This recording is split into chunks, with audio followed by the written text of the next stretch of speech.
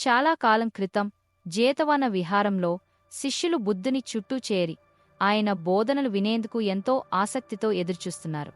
అప్పటికే సూర్యోదయం అయిపోయింది. శాంతమైన భూమిపై బంగారు కాంతులు మృదువుగా పరుచుకుంటున్నాయి. కాని ఒక యువ శిష్యుడు రాహుల్ చింతతో నిండిన ముఖంతో ఉన్నాడు. బుద్ధుడు గమనించి మృదువుగా అడిగాడు, రాహుల్, ఈరోజు మీ మనసు ఎందుకు భారంగా ఉంది? రాహుల్ వినయంగా నమస్కరించి అన్నాడు, గురువుగారు, నాకు జీవితం వృధాగా అనిపిస్తోంది. రోజులు గడుస్తున్నాయి, కాని నేను ఉపయోగకరమైన పని చేయడం లేదు. ధ్యానం చేయాలనుకుంటాను, కాని మనస్సు చికాకుల్లో పడిపోతుంది. మీలా జ్ఞానవంతుడు కావడం నాకు సాధ్యం కాదు ఏమో అనిపిస్తోంది. బుద్ధుడు చిరునవ్వుతో మృదువుగా అన్నాడు, ఒక కథ చెబుతాను, విను. బద్ధకస్తుడైన రైతు కథ. ఒక గ్రామంలో సోనా అనే రైతు ఉండేవాడు. అతనికి తండ్రి నుండి మంచి పంట భూమి లభించింది. కాని సోనా చాలా సొమ్మసిలిగా, బద్ధకంగా ఉండేవాడు. ఉదయం ఆలస్యంగా లేవడం, చెట్టు కింద కూర్చుని పనిలేని మాటలు మాట్లాడటం అతని అలవాటైంది.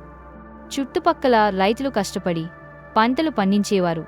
సోనా మాత్రం కష్టపడకుండా సోమరిపోతుల చెట్టు కింద పడుకుంటూ తన విలువైన సమయాన్ని వృధా చేసేవాడు. ఒకరోజు సోనా చెట్టు కింద కూర్చుని ఉన్నప్పుడు కుందేలు ఒకటి అటూ ఇటూ తిరిగి అలసిపోయి సోనా పక్కగా వచ్చి కూర్చుంది. వెంటనే సోనా దాన్ని పట్టుకొని ఇంటికి తీసుకెళ్లి కూర వండుకుని తిన్నాడు. నేను కూర్చుని ఓపికగా ఎదురుచూస్తే ప్రకృతి నాకు అవసరమైనదంతా అందిస్తుంది. ఇంకా మిగతా వారిలా అనవసరంగా కష్టపడాల్సిన పని లేదు. ప్రకృతి నాకు ఇస్తుంది కదా. దీనికి నాకు కుందేలు దొరికిన సంఘటన గొప్ప సంకేతం అని అతడు అనుకున్నాడు.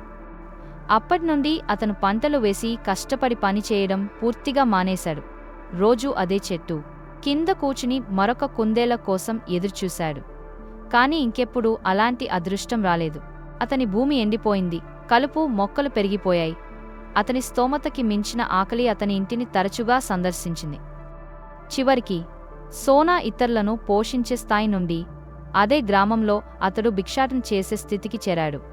అందరూ కష్టపడి పంటలు పండించి ఆనందంగా జీవిస్తుంటే ఇతను తన అదృష్టం కోసం ఎదురుచూసి చివరికి భిక్షగాడిగా మారాడు అని ప్రజలు అతనిని ఎగతాళి చేసేవారు.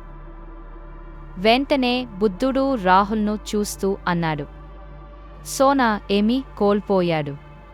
రాహుల్ నెమ్మదిగా అన్నాడు,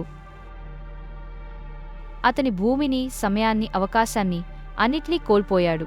అతను సోమరితనం వల్లనే. ఒకసారి పోయిన సమయాన్ని మళ్లీ పొందలేరు. అలసత్వపు రైతు అదృష్టం కోసం ఎలా ఎదురుచూశాడో మనలో చాలామంది సరైన సమయం, సరైన మనస్థితి లేదా మంచి పరిస్థితులు కోసం ఎదురుచూస్తుంటారు. కానీ జీవితం ఎప్పుడూ ఆగదు. ఈ ప్రపంచం ప్రతిరోజు ఎదగడానికి, నేర్చుకోవడానికి, ముందుకు ఒక అడుగు వేసేందుకు ఒక అవకాశాన్ని ఇస్తుంది. ప్రతి రోజూ చేసిన చిన్న ప్రయత్నాలు కూడా కాలక్రమంలో గొప్ప మార్పులకు దారితీస్తాయి. రాహుల్ అడిగాడు, కానీ గురువా, నా సమయాన్ని వృధా కాకుండా ఎలా చూసుకోవాలి? నేను ప్రయత్నిస్తాను, కానీ రోజు అంతా ఎలా గడిచిపోతుందో అర్థం కావడం లేదు. బుద్ధుడు నవ్వుతూ అన్నాడు, చిన్నదిగా మొదలుపెట్టు. ఒక్క రోజులో గొప్పవాడు కావాలనుకోకు. మంచి అలవాట్లు అనే విత్తనాలను నాటు. త్వరగా లేవు, ధ్యానం చెయ్యి, ఇతరులకు సహాయం చేయి. రోజుకు ఒక్క మంచి విషయం నేర్చుకో. ఓపికతో నీటిని బిందువుగా పోస్తూ ఉండగలిగితే గిన్నె నిండుతుంది.